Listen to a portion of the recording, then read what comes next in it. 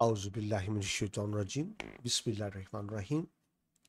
अज़ीज़ तलबा अस्सलाम वालेकुम। मैं हूँ आपका मुआवन व मददगार मुशर्रफ महमूद और आपको इल्म व अदब चैनल पर खुश आमदीद कहता हूँ। और मुझे बार बार स्टूडेंट्स कहते हैं दुआ के लिए, आपके एग्ज़ाम होने वाले हैं। मेरे तमाम बच्चे, बेटे बेटियाँ, अल्लाह आपको इस इम्तहान में भी और ज़िंदगी के हर इम्तहान में भी कामयाब करे, आमीन सुम्मा आमीन। हम जो स्टूडेंट्स आप जानते हैं साले अव्वल की नई किताब के मुताबिक गज़लियात कर रहे हैं और हम तशरीह कर रहे हैं मुनीर नियाज़ी की गज़ल की। इसके पहले 2 अशार हम कर चुके हैं और अब हम इस वीडियो में शेर नंबर 3 से शुरू करते हैं। तो आइए बढ़ते हैं शेर नंबर 3 की तरफ। उस हुस्न का शेवा है जब इश्क नजर आए, उस हुस्न का शेवा है जब इश्क नजर आए, पर्दे में चले जाना, शर्माए हुए रहना। शेवा कहते हैं आदत को, तरीके को। ठीक है, हुस्न का शेवा यानी हुस्न का तरीका, और हुस्न ज़ाहिर है किसको कहा जा रहा है? महबूब को, कि ये महबूब का तरीका है, उसकी आदत है, उसकी रूटीन है। क्या? उस हुस्न का शेवा है जब इश्क नजर आए। इश्क का मतलब आशिक, यानी महबूब का मतलब को हुस्न का मतलब है महबूब, जिसको चाहा जाए, और इश्क का मतलब है आशिक, जो चाहे। तो यानी महबूब का ये एक तरीका है कि जब आशिक उसको देखता है तो महबूब का रद्द-ए-अमल क्या होता है, रिस्पांस क्या होता है? पर्दे में चले जाना, यानी छुप जाना। शर्माए हुए रहना, यानी शर्म इजहार है हया का, झिझक का, यानी महबूब शर्मा जाता है। रिवायती गजल का इश्क का खूबसूरत शेर। मफहूम इसका होगा पासे हिजाब। हिजाब कहते हैं लिहाज, ठीक है? तो पासे हिजाब यानी लिहाज करना, पास करना। ठीक है जी, पास कह लें, हिजाब कह लें। हुस्न जब खुद को महबूब पाता है तो वो इजहारे वजूद की बजाय पर्दा पोशी इख्तियार कर लेता है, यानी छुप जाता है। तो मफहूम तो मैंने आपको पहले ही बता दिया। तो ज़ेर तशरीह शेर में हुस्न और इश्क के बाहिमी ताल्लुक को बड़ी उम्दगी से बयान किया गया है। हुस्न और इश्क का रिश्ता बहुत करीबी है मगर इंतहाई नाजुक भी है। जब इश्क सामने जब आता है, यानी आशिक सामने आता है, तो हुस्न पर्दे में चला जाता है। गोया हया और शर्म उसका शेवा है, उसकी आदत है। तो अब देखिए, ज़ेर तशरीह शेर के मिसरा अव्वल में जब वो बात कर रहा है कि उस हुस्न का शेवा है, तो ये एक तरह का तमहीदी बयान है, जिसको तरफ शुरू में इंट्रोडक्शन कराना। ठीक है, कि उसका शेवा है क्या? कि तमहीदी बयान है जिसमें शायर हुस्न को, ये किस लिखा गया जी, जिसमें शायर हुस्न को एक जिंदा और मुतहरिक किरदार यानी अमली महबूब की बात के तौर पे पेश कर रहा है, जिसका एक अपना शेवा है, अंदाज है, और वो क्या है कि शर्मा कर छुप जाना। इसमें मजाज का रंग नुमाया, एक इश्क हकीकी ना, अल्लाह का इश्क, इश्क मजाजी यानी किसी इंसान का, जिसको इश्क मजाजी भी कहते हैं, क्योंकि हुस्न को एक फ़ाल सिफ्त नहीं बल्कि एक शौरी हस्ती के तौर पे आप यह देखते हैं पेश किया गया है। जब इश्क नजर आए, ये एक खास लम्हात का बयान है, कैफियत का बयान है, कि यानी जब आशिक महबूब के सामने आता है, जब हुस्न इश्क के रूबरू आता है, ये नजर आना कोई आम इंसान की तरह देखना नहीं जिस तरह हम देखते हैं। ये आम इंसान का देखना नहीं है, बल्कि ये एक आशिक का महबूब को देखना है।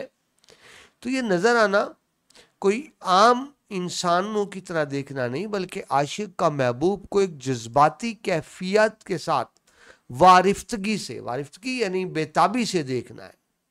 यहाँ जो इश्क है ये सिर्फ आशिक की अलामत नहीं है, बल्कि जज्बा इश्क की अलामत है, और जज्बा इश्क की एक मुजस्सम सूरत है। ये किस आशिक की बात हो रही है? ये वही आशिक है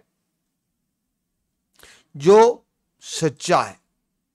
तो ये इश्क है जो सच्चाई है, जिसमें तड़प है, एहसार है महबूब के लिए, फना है, अपनी ज़ात को फना कर देना, खुद सपुर्दगी है, अपने आप को महबूब के हवाले कर देना। तो ये उस इश्क की बात हो रही है। जब ऐसा इश्क हुस्न के सामने आता है तो हुस्न की शख्सियत में एक तब्दीली आती है, वो शर्माए हुए पर्दे में चला जाता है। लेकिन कब? जब इश्क सच्चा हो, आशिक सच्चा हो और वो अपने आप को महबूब के स्पुर्द कर चुका हो। मतलब ये कैफियत महबूब पर हर एक के साथ नहीं होती, सिर्फ सच्चे आशिक को देखकर ही महबूब पर ये कैफियत आती है। ये शेर हुस्न और इश्क की अजली कशमकश है, जो हमेशा से हुस्न इश्क की कशमकश आ रही है और उनके बामी ताल्लुक को निहायत लतीफ अंदाज में बयान करते हैं। कशमकश क्या है? आशिक चाहता है महबूब सामने रहे और महबूब आशिक को देख के छुप जाता है। ये उस कशमकश की बात हो रही है। शायर कहता है कि हुस्न जब इश्क का सामना करता है तो हुस्न यानी महबूब का मिजाज बदल जाता है। वो अपनी नुमाइश और इजहार की बजाय शर्म हया की चादर ओढ़ लेता है। हुस्न का ये शर्माना, छुप जाना एक ऐसा रद्द अमल है जो हुस्न को और भी पुरकश और दिलरुबा बना देते हैं। हुस्न जब छुपता है तो इससे उसकी खूबसूरती में, हुस्न में, अट्रैक्शन में और इजाफा हो जाता है। आप जानते हैं जो चीज़ सामने हो उसकी कशिश नहीं होती, जो चीज़ ढकी छुपी हो उसकी कशिश ज्यादा होती है। ये आप भी जानते हैं। शायद इस शेर ने इंसानी जज्बात के उस गोशे को नुमाया किया है जिसे अमूमन जमालियाती इजहार में नजरअंदाज कर दिया जाता है। यानी आम तौर पर तो हुस्न के बारे में है ना कि वो जलवागर होगा, सामने आएगा, हुस्न अपनी नुमाइश करेगा। तो आम तस्वुर तो ही है कि हुस्न की जलवागरी है, हुस्न का इजहार है, हुस्न की कशिश है।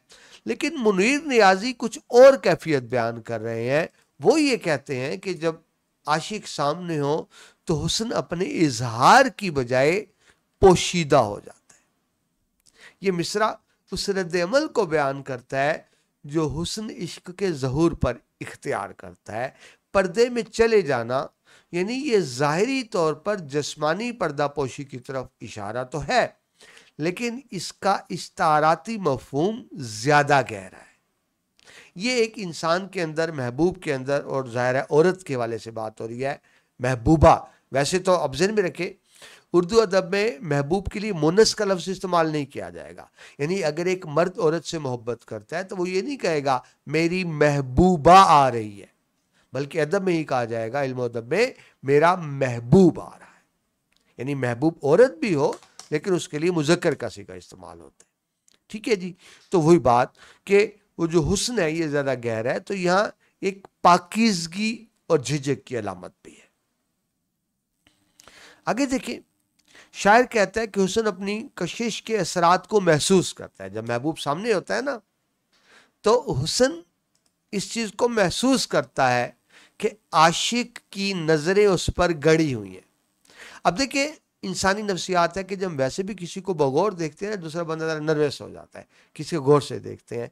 तो जब महबूब को एहसास होता है कि आशिक उसको बगौर देख रहा है, ठीक है, तो वो उसके देखने को यानी उसकी नज़रों को अपने चेहरे पर, अपने जिस्म पर महसूस करता है।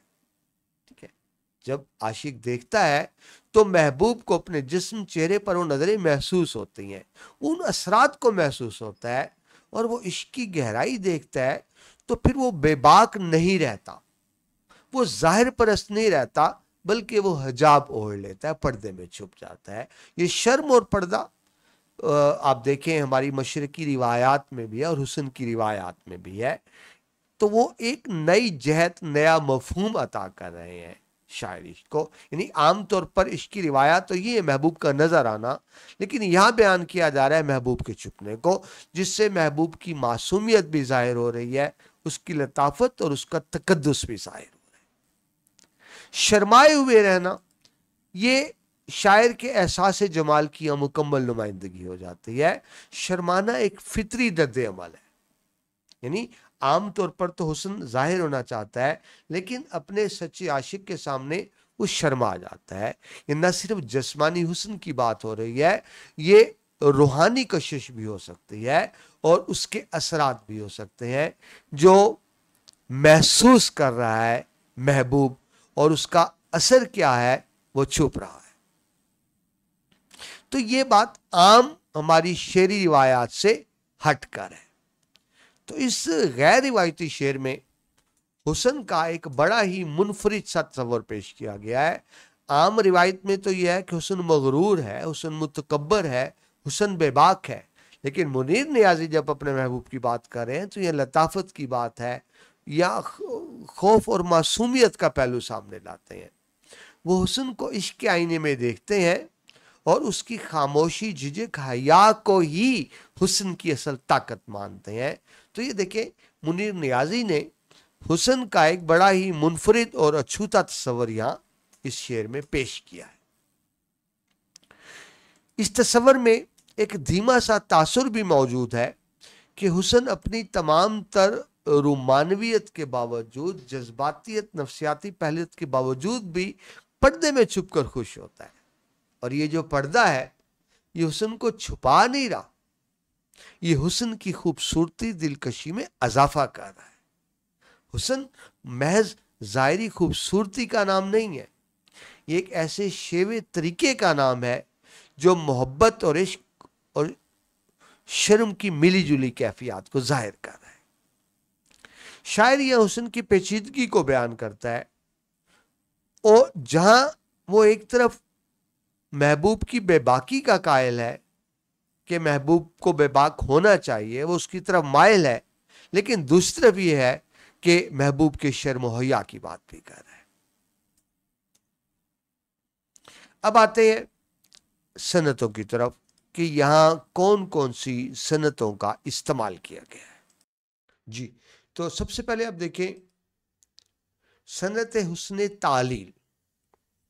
हुस्न तालील ये होता है कि किसी काम की कोई ऐसी वजह बयान कीजिए जो असल में ना हो, यानी एक बात की असल वजह तो कुछ और है लेकिन शायर उसकी वजह कुछ और बयान करे, और ऐसी वजह बयान करे जो शेर को खूबसूरत बना दे, उसको हुस्न तालील कहेंगे। तो जिस तरह कहा गया हुस्न का शेवा है, तो ये हुस्न को बड़े मंतकी अंदाज में बयान किया गया, हुस्न तालील से काम लिया गया। सनत रमज़ो कनाया भी है। रमज़ क्या होता है? रमज़ो कनाया यानी इल्फाज से बात ना करना, इशारों किनायों से बात करना।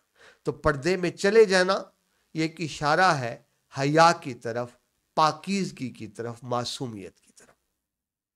सनद तबाक भी इस्तेमाल हुई। तबाक जिसको हम आमतौर पर सनद तजाद भी कहते हैं, अपोजिट वर्ड।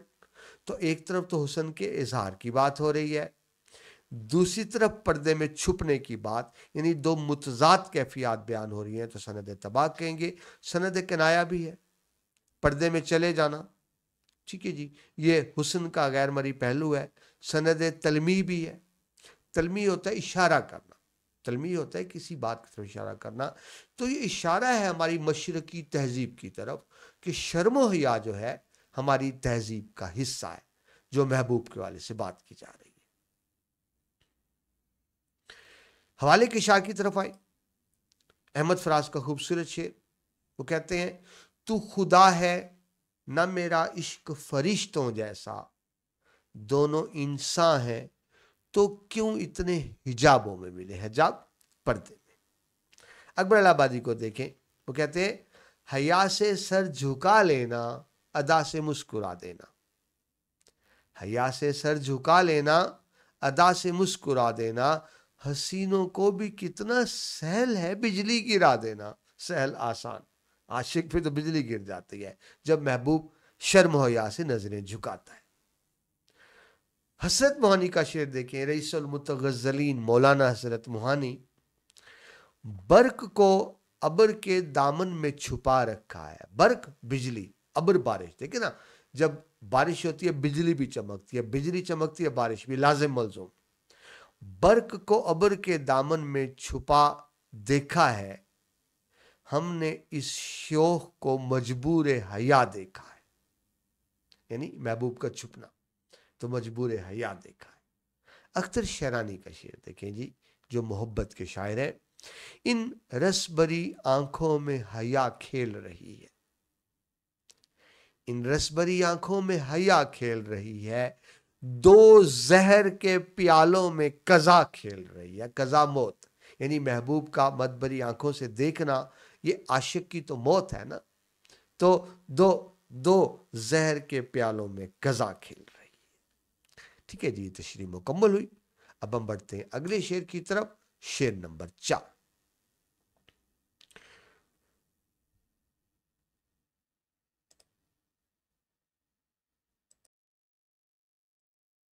جی، ایک شام سی کر رکھنا کاجل کے کرشمے سے، ایک شام سی کر رکھنا کاجل کے کرشمے سے، ایک چاند سا آنکھوں میں چمکائے ہوئے رہنا.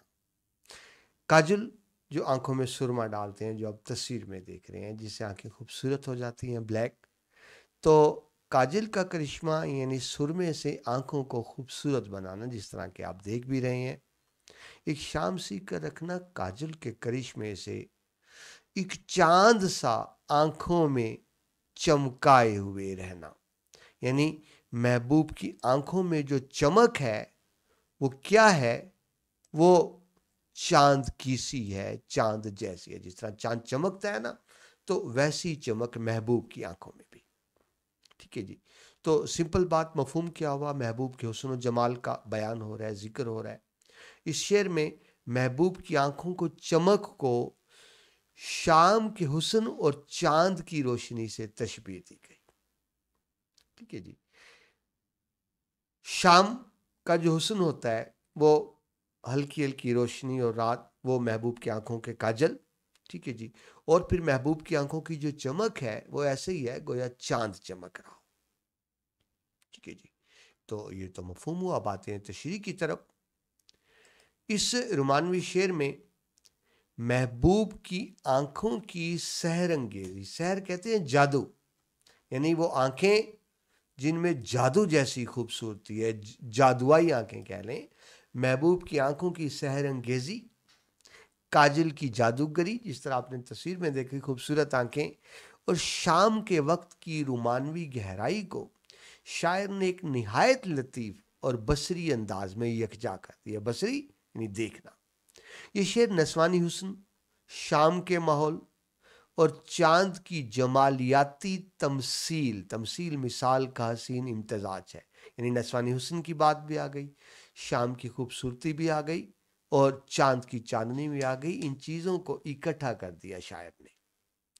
اس شعر میں شاعر ایک ایسے منظر کو بیان کر رہا ہے جس میں محبوب اپنی آنکھوں کے کاجل سے ایک ایسی فضا پیدا کر دیتا ہے گویا شام کا خوبصورت منظر ہو، جس میں محبوب کی آنکھیں اس چمکدار چاند کی مانند ہو جاتی ہیں جو شام کی تیرگی میں جگمگا کر ماحول کو رومانوی اور خوبصورت بنا رہا ہو. یعنی تشبیہ دی گئی محبوب کی آنکھوں کو گویا شام کا خوبصورت منظر، گویا چاند کا چمکنا. منیر نیازی کے اس شعر میں نسوانی جمالیات کی تفصیل، نسوانی یعنی عورت کے حسن و جمال کو بڑی ہی خوبصورتی سے بیان کیا گیا کہ جب آنکھوں میں محبوب کے کاجل لگاؤ تو نسوانی جمالیات کی بصری تفصیل کو استعاروں کی مدد سے، علامات کی مدد سے اور فضا سازی کے ذریعے بڑی خوبصورتی سے بیان کیا گیا ہے. یہاں صرف آنکھیں یا کاجل کا بیان نہیں ہو رہا، بلکہ ایک پوری فکری اور جذباتی کیفیت کو مجسم کیا گیا ہے. جو شام کے وقت جو آپ کو کیفیت محسوس ہوتی ہے، شاعر کہتا ہے وہی کیفیت میری محبوب کی آنکھوں میں ہوتی ہے جب اس نے کاجل لگایا. تو یہ ایک جمالیاتی رمزیت سے بھرپور شعر. ایک شام سی کر رکھنا گویا ہر لمحے کی بات ہو رہی ہے.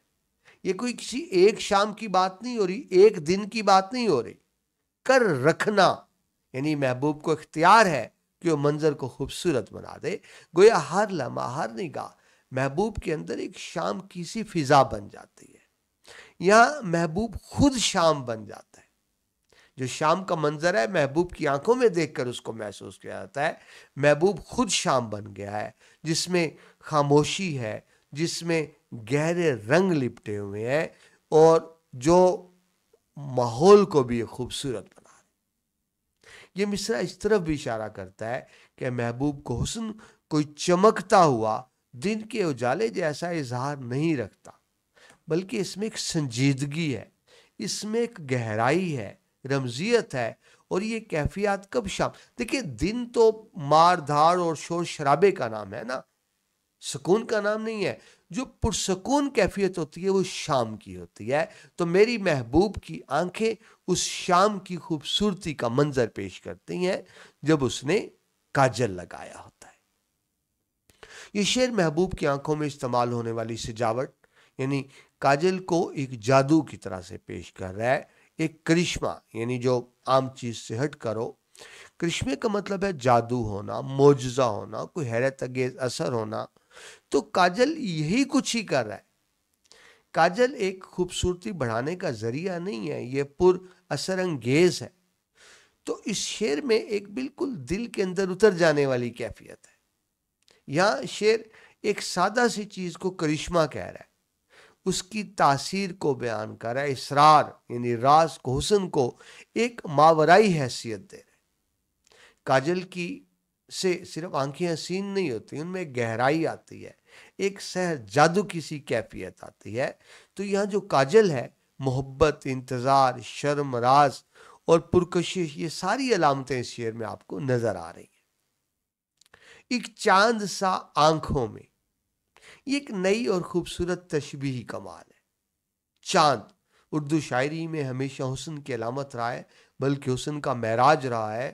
تو حسن کی روشنی جو ہے, روشنی ہے, پاکیزگی کی علامت ہے.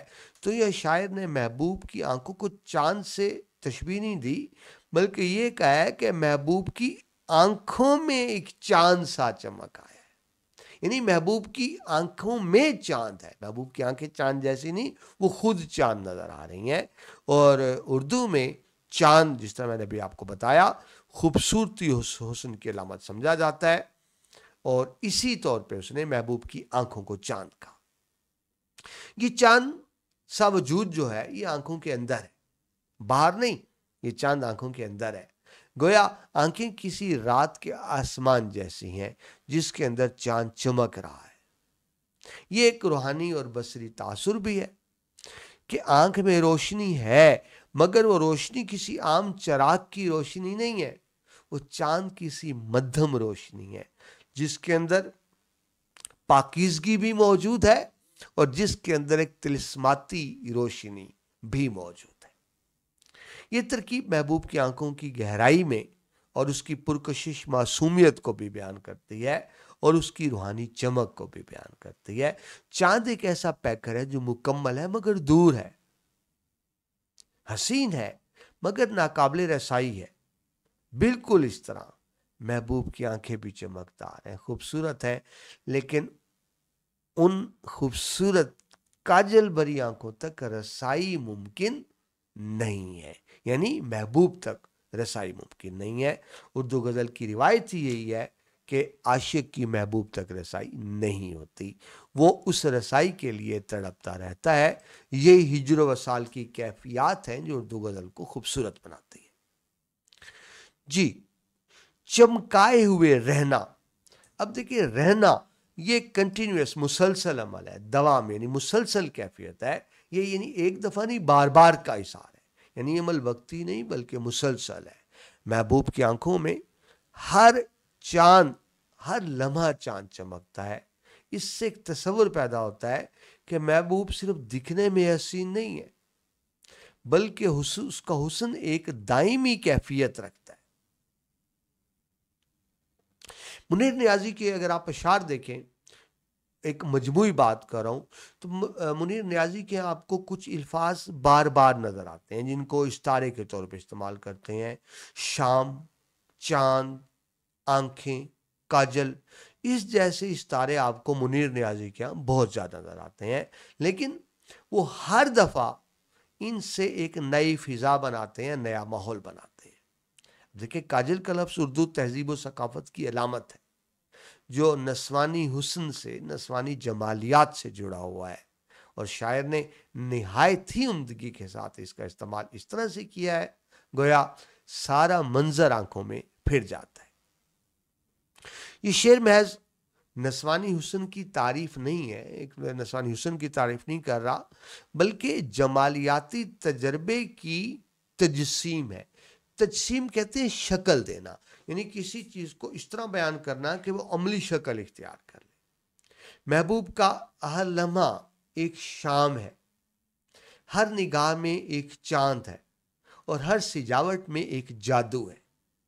تو چاند سا آنکھوں میں، اس کے ذریعے شاعر نے محبوب کے چاند کو چاند سے تشبیہ دی ہے، جو کہ اردو شاعری میں ایک بہت ہی معروف اور مستند استعارہ ہے۔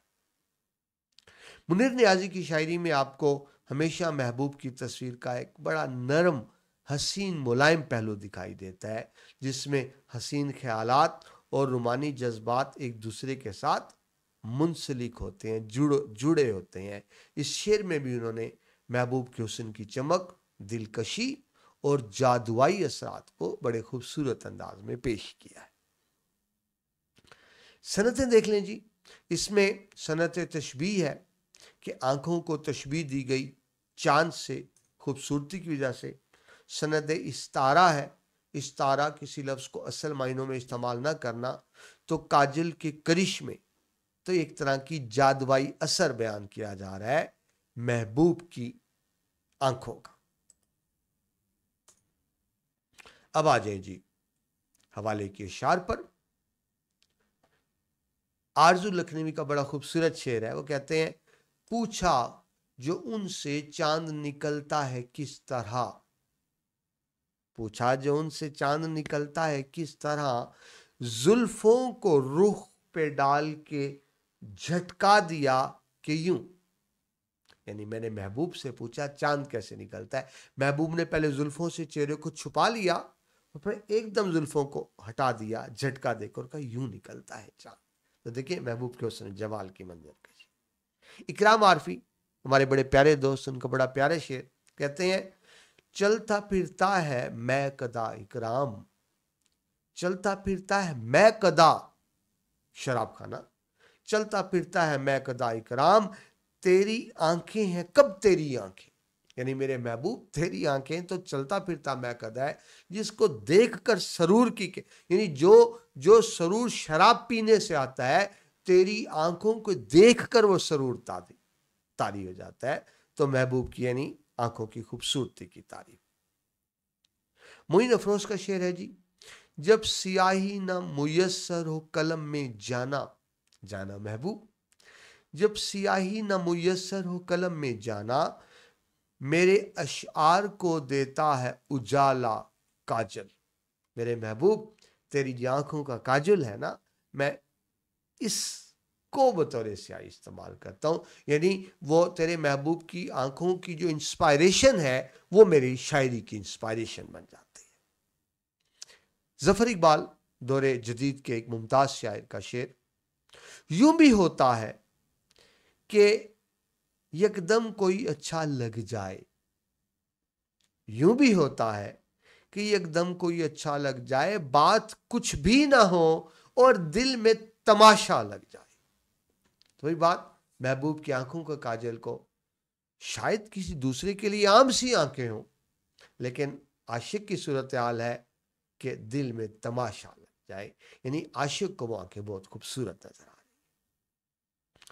بڑھتے ہیں جی آخری شعر کی طرف، پانچواں، جو مقطع بھی ہے کیونکہ اس میں اپنا تخلص استعمال کیا ہے شاعر نے۔ عادت ہی بنا لی ہے تم نے تو منیر اپنی، جس شہر میں بھی رہنا اکتائے ہوئے رہنا۔ اکتانا بیزار، جب انسان بیزار ہوتا ہے، بے چین ہوتا ہے، یعنی دنیا سے اس کا دل نہیں لگتا، تو اس کو بے چینی بیزاری کو اکتانا کہتے ہیں، ٹھیک ہے۔ تو یعنی ایک طرح کی شاعر خود کلامی کر ہے اپنے آپ سے، منیر تو خود شاعر ہے۔ عادت ہی بنا لی ہے تم نے تو منیر اپنے آپ سے، یعنی وہ خود ایک گفتگو ہے اپنے آپ سے کہ تم ہمیشہ ہی بیزار رہتے ہو، جس شہر میں بھی رہنا. اب یعنی شہر کا مطلب کوئی مخصوص شہر ہی، مطلب اس کا مطلب جس جگہ تم جہاں بھی ہوتے ہو، تم جہاں بھی جاتے ہو، جس حالت میں بھی ہوتے ہو، جس جگہ بھی ہوتے ہو، جس مقام بھی ہوتے ہو، ہمیشہ ہی بیزار اکتائے ہوئے رہتے ہو. تو یہ خود کلامی ہے شاعر کی اپنے آپ سے. مفہوم دیکھیں، اس میں انسان کی اکتاہٹ اور بیزاری کا اظہار ہے. کہتے ہیں شاعر نے اکتاہٹ کو اپنی عادت بنا لیا ہے جو ہر جگہ اس پہ طاری رہتی ہے. ٹھیک ہے، یہ تو مفہوم ہوا. اب ذرا گہرائی میں جا کے دیکھتے ہیں کہ وہ کہنا کیا چاہ رہا ہے شاعر. اس شعر میں منیر نیازی نے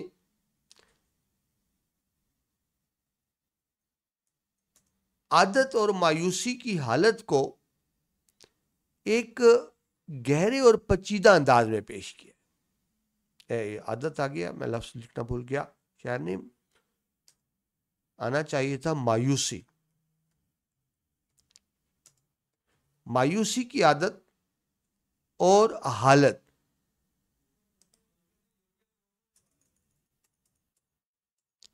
اور حالت کو ایک گہرے اور بڑے پیچیدہ انداز میں بیان کیا ہے. یہ شعر ایک ذہنی اور تجرباتی کیفیت کی عکاسی بھی کرتا ہے کہ انسان اپنی تکلیف اور دکھ کو اپنی زندگی کا حصہ بنا لیتا ہے، یہاں تک کہ پھر وہ اس کا عادی ہو جاتا ہے. شاعر نے اس شعر میں ایک غمگین غم زدہ کیفیت کو بیان کیا ہے، غم زدہ اور رومانوی سچائی کو بیان کیا ہے. کبھی کبھی ایسا ہوتا ہے کہ انسان کو نا وہ ایک زندگی کا عذاب ایسا ہو جاتا ہے جو ایک وقت آتا ہے اس کی زندگی کا حصہ بن جاتا ہے. ٹھیک ہے جی، عادت ہی بنا لی ہے. یہ جملہ یہ خالص ایک نفسیاتی اظہار ہے، جذباتی کیفیت کا اظہار ہے. یا شاعر یہ بیان کر رہا ہے کہ ایک ایسی حالت میں جھگڑا ہوا ہے کہ اس کی زندگی تکلیف میں ہے اور مسلسل تکلیف میں ہے، اور اب صورتحال یہ ہے کہ وہ اس تکلیف کا عادی ہو چکا ہے. یہ عادت سے مراد ایک روزمرہ کی کیفیت، یعنی ایک دن کی بات نہیں ہے، یعنی وہ کہہ رہا ہے روز روز کی بات ہے. یہ ایک گہری اور پیچیدہ نفسیاتی حالت کو ظاہر کیا جا رہا ہے. یہ وہ کیفیت ہے کہ جب انسان اپنی مایوسی غم کو ایک ردم میں ڈھال لیتا ہے، یعنی وہ اس کی ذات کا حصہ بن جاتے ہیں. تم نے تو منیر اپنی، تو اس سے پتہ لگ رہا ہے شاعر خود کلامی کر رہا ہے، اپنے آپ سے بات کر رہا ہے کہ منیر تم نے تو عادت ہی بنا لی ہے ہر وقت دکھی رہنا، مایوس رہنا. اور آگے دیکھیے، جس شہر میں بھی رہنا. یا شہر کو ایک جغرافیائی علامت کے طور پر استعمال کیا گیا، یعنی جس مقام میں بھی رہنا، اس کی داخلی کیفیات ہے. شہر ذہن میں رکھیں صرف ایک مقام کا نام نہیں ہے، یہ جذباتی اور نفسیاتی فضا ہے جس میں انسان بعض اوقات ایک راہ فرار چاہ رہا ہوتا ہے، بھاگنا چاہتا ہے، بھاگ نہیں پا رہا کہیں، یعنی وہ دکھ مایوسی مسلسل طاری ہے. شاعر بتاتا ہے وہ کہیں بھی ہو، اس سے کوئی فرق نہیں پڑتا، اس کے اندر جو مایوسی ہے اور غم ہے وہ ہر وقت اس پر طاری رہتا ہے. اکتائے ہوئے رہنا، اس کے اندر بھی گہری مایوسی ہے. جذبوں کی تھکاوٹ کو ظاہر کیا جا رہا ہے کہ شاعر نے ایک وقت آگے کی حالت کو قبول کر لیا ہے. یعنی شروع میں تو انسان دکھوں سے لڑتا ہے نا، پھر ایک وقت آتا ہے انسان اس کے ساتھ کمپرومائز کر لیتا ہے، اسے اپنی ذات کا حصہ بنا لیتا ہے. تو یہاں ایک مستقل ایک حالت کو بیان کیا گیا ہے. آگے دیکھیں، اکتانا ایک ایسی حالت ہے کہ جب انسان محبت، امید، جذبات، ہر چیز سے ایک لا تعلقی سا کر لیتا ہے، اکتا جاتا ہے. یہاں شاعر نے اپنی ذاتی تکلیف کو، مایوسی کو اس قدر عمدگی سے بیان کیا ہے کہ اس نے اس کو اپنی عادت کے طور پہ بیان کر دیا ہے کہ اس کی عادت بن گئی ہے، یعنی نہ چاہتے بھی اس کا مزاج بن گیا ہے. یعنی وہ جس شہر میں بھی رہتا ہے، جہاں بھی جاتا ہے، وہ جہاں بھی نکلتا ہے، اب اس نے اس کو اپنی تقدیر کا حصہ سمجھ لیا ہے کہ یہ جو مایوسیاں ہیں، یہ جو دکھ ہیں، یہ اس کی ذات کا حصہ ہے. اب یہ غور کریں تو یہ خود اختیاری کا عنصر بھی ہے. خود اختیاری یعنی جو چیز انسان جان بوجھ کے کرے، یعنی یہ بے چینی ایک حادثہ نہیں ہے، بلکہ وہ اس کو اپنی طبیعت کا، فطرت کا حصہ قرار دے رہے ہیں. جہاں منیر نیازی فرد کے وجود کو ایک نفسیاتی ساخت میں بیان کرتے ہیں. عادت کا لفظ یہاں فلسفیانہ رنگ اختیار کیا ہوا ہے، کیونکہ جب انسان کسی چیز کا عادی ہو جاتا ہے، عادت ہو جاتی ہے، تو وہ اس کے شعور کا حصہ تو ہے، اس کے لاشعور کا حصہ بھی بن جاتی ہے۔ تم نے تو منیر اپنی خود سے اپنے آپ سے مخاطب ہے کہ منیر، یعنی فائل بھی اپنے آپ سے مخاطب کر رہے ہیں، ٹھیک ہے۔ تو یہ اس طرح کی ایک مکالمہ ہے اپنے آپ سے جو ایک داخلی تصادم کو بھی ظاہر کر رہا ہے۔ جس شہر میں بھی رہنا، ٹھیک ہے جی۔ اب یہ دیکھیے ترکیب مکانی ہے، تمدنی پہلو بھی رکھتی ہے، یعنی کسی ایک مخصوص جگہ یا مقام یا شہر کی بات نہیں ہو رہی، بات کو جنرلائز کیا ہو گیا ہے، یعنی ہر جگہ ہر مقام اس کی یہی کیفیت ہوتی ہے۔ اکتائے ہوئے رہنا بیزاری کا اظہار ہے، تھکن کا اظہار ہے، بے دلی کا اظہار ہے، دنیا سے بے رغبتی کا اظہار ہے، محبوب سے بے رغبتی کا اظہار ہے۔ اکتاہٹ ایسی کیفیت نہیں ہے کہ صرف یہ اندرونی بیماری ہے، بلکہ وہ جہاں بھی ہوتا ہے وہ ماحول سے اکتا جاتا ہے۔ مطلب یہ ہے کہ اس کو دنیا میں دل نہیں لگتا، اس کے نزدیک دنیا جہان کی ہر شے، اب صرف محبوب کی بات نہیں ہو رہی، دنیا جہان کی ہر شے سے وہ ایک لا تعلق سا ہو گیا ہے، بیزار سا ہو گیا ہے، ٹھیک ہے جی۔ رہنا، یہ اب اس میں ایک تسلسل ہے، ایک مسلسل ہے، یعنی ہر لمحہ ہر آن اس کی یہی کیفیت ہوتی ہے، دکھ کا اظہار۔ اب دیکھیں اگر آپ منیر نیازی کی زندگی کو دیکھیں تو منیر نیازی کی زندگی میں نشیب و فراز رہے ہیں، دکھ رہے ہیں، مشکلات رہی ہیں، تو یہ شعر منیر نیازی کی جہاں اپنی شخصیت کو ظاہر کرتا ہے، ان کی اندر کے عدم اطمینان کو ظاہر کرتا ہے، تو یہ شعر معاشرے کی ترجمانی بھی کرتا ہے۔ یہ دکھ، یہ کرب معاشرتی بھی ہے، یعنی یہ دکھ ان کا ذاتی بھی ہے اور معاشرتی بھی ہے۔ اس دکھ کا اظہار وہ جگہ جگہ کرتے ہیں۔ ان کے کلام، جیسے ان کی نظم ہے ہمیشہ دیر کر دیتا ہوں میں، اور ایک اور ہے کہ کبھی کسی کو مکمل جہاں نہیں ملتا۔ تو اب یہ دو مصروں سے دیکھیں آپ کو اندازہ ہو جائے گا کہ منیر نیازی کو شہروں سے، تعلقات سے، حتیٰ کہ اپنی شاعری سے بھی آسودگی حاصل نہیں ہو سکی، تو پھر وہ ایک بے دلی کا شکار ہے، اکتاہٹ کا شکار ہے جو ان کی شاعری میں نظر آتی ہے۔ یہ بے دلی اکتاہٹ ان کی ذاتی بھی ہے، ان کی ذات کی ترجمان بھی ہے اور ان کے عہد کی ترجمان بھی ہے۔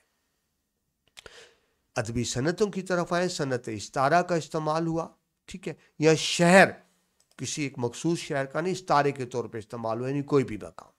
صنعت کنایا ہے، کنایا اشارے کو کہتے ہیں، اکتائے ہوئے رہنا یعنی ایک مایوسی کی کیفیت ہے، ایک نفسیاتی تھکن کا اظہار ہے۔